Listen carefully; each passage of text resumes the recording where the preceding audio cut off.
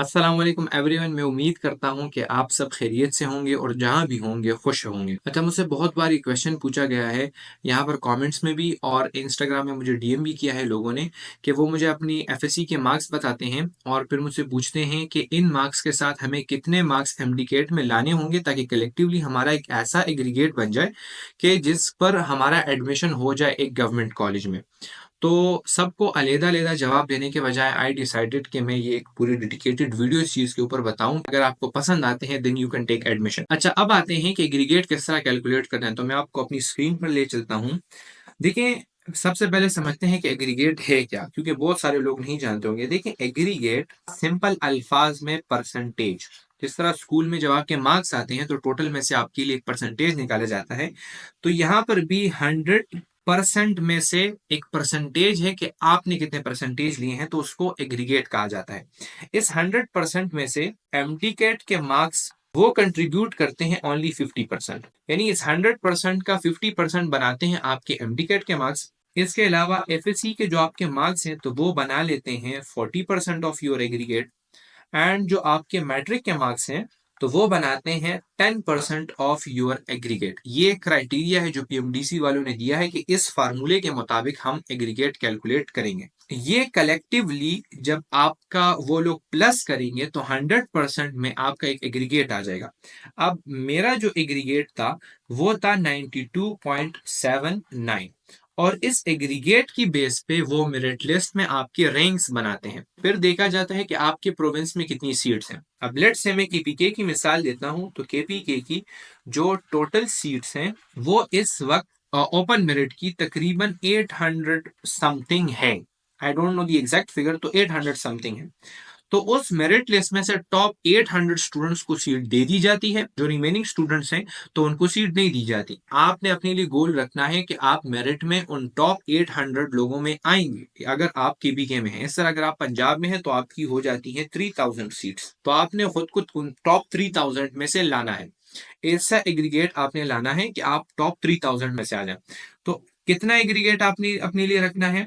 इस साल 2024 का जब मेरिट लगेगा और लास्ट बंदे का जितना एग्रीगेट होता है उसको कहते हैं कट ऑफ मेरिट। अब वो जितना भी हो, आपने नेक्स्ट ईयर के लिए उससे एक एग्रीगेट या ज्यादा से ज्यादा दो एग्रीगेट ज्यादा लाना है, क्योंकि हर साल एग्रीगेट जो है तो वो बढ़ रहा होता है। अब लेट्स से हम ले लेते हैं फॉर केपी के, इस साल जो कट ऑफ मेरिट था वो बन सकता है, एक्सपेक्टेड है कि 90.4 समथिंग, एग्जैक्ट फिगर अभी तक नहीं आई है, बट ये एक्सपेक्टेड है कि इतना हो। पंजाब का चूंकि मेरिट काफी ज्यादा बन रहा था तो इसलिए पंजाब का है 94.03 समथिंग। अच्छा, सिंध का बनेगा तकरीबन तकरीबन 84% समथिंग।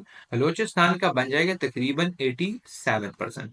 तो ये चीज आपने अपने सूबे की निकाल लेनी है और इससे आपने एक एग्रीगेट ज्यादा अपने माइंड में रखना है, अपने लिए गोल बनाना है। यानी अगर मैं अगले साल के लिए कैपीके से एमडीकेट दे रहा होता तो मैं अपने लिए गोल रखता 91 एग्रीगेट से ग्रेटर। इस तरह पंजाब के लिए आपने लेने हैं 95, सिंध में आपने 85, बलूचिस्तान में आपने 88, क्योंकि हर साल मेरिट बढ़ रहा होता है, कंपटीशन काफी हाई होती है।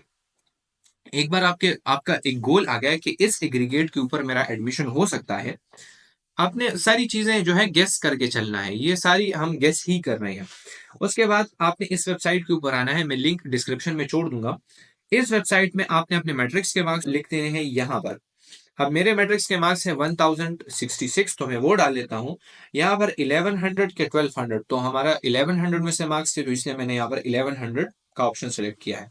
उसके बाद है एफएससी के मार्क्स। मेरे जो एफएससी के मार्क्स थे वो थे 1113, ये मैंने यहाँ पर लिख दिया है। अब मुझे नहीं पता कि मैंने टेस्ट में कितने मार्क्स स्कोर करने हैं, तो यहाँ पर मैं अब गेस करूंगा कि कितना मार्क्स मैं ले सकता हूं।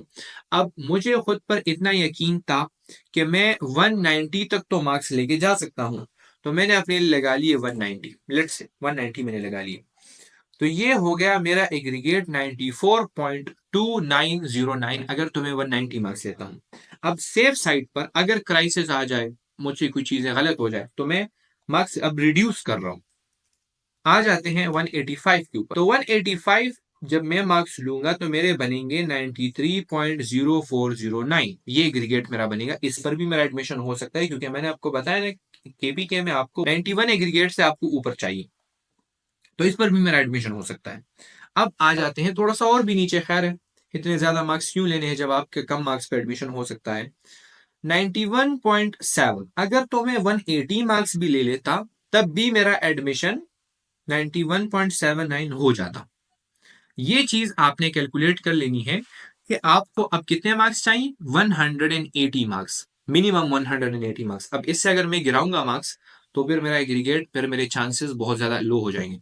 तो मिनिमम है 180 मार्क्स मुझे चाहिए होंगे अपना, अगर तो मुझे एडमिशन चाहिए, इससे ज्यादा से ज्यादा मिला सकते। अब ये तो था कि जिनका एफएससी का रिजल्ट आया हुआ है।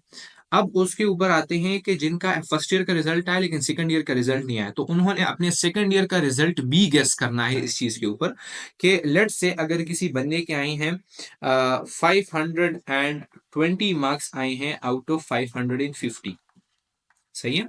हमारे तो अभी 600 मार्क्स हैं, बट लेट से कि 550 में से उसके 520 आए, तो वो या तो इसको डबल भी कर सकता है, अगर उसको इतना यकीन हो कि इतने ही मार्क्स मैं ले सकता हूँ सेकंड ईयर में, तो वो इसको 520 सेकंड ईयर में भी ले ले आउट ऑफ 550। तो ये कितने बन जाते हैं, ये बन जाते हैं इसके पास 1040 स्कोर इसका आ जाएगा आउट ऑफ 1100। तो ये अब वो वहां पर पुट कर सकता है, यहाँ पर 1040 और फिर इसको वो करेगा 1100 में से।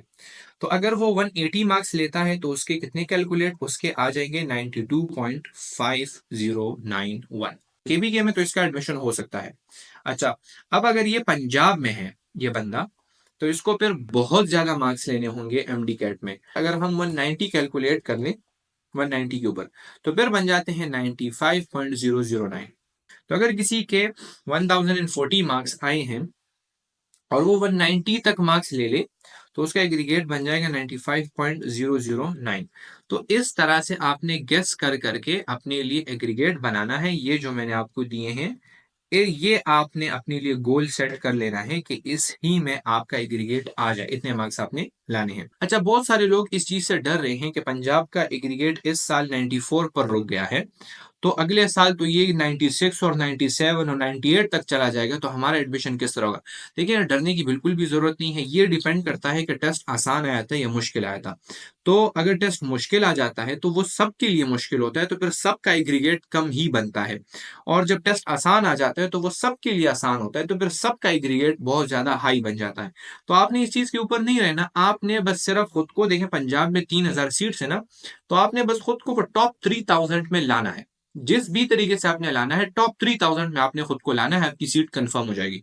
अगर तो टॉप 3091 एग्रीगेट पर बन रहे हैं तब भी आपको सीट मिल जाएगी, अगर टॉप 3099 एग्रीगेट पर बन रहे हैं तब भी आपको सीट मिल जानी है।